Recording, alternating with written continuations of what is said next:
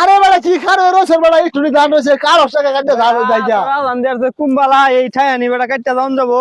আসলে আমাদের কি হয়েছে দুনিয়া ভরি বেশি হবো না। কোন কারসটা আদম গাছ রাজান দেয়ার দেখ বেল দিবে গেছে গা টিয়া দেন দাম গাওয়া নাই টিয়া দেন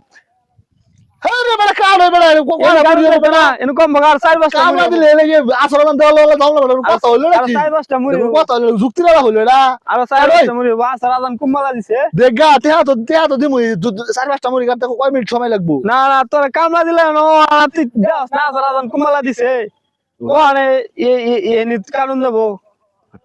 এই সারাদিন ঠান্ডার মধ্যে ভাই তোরে কামলা লে বিপদে আছি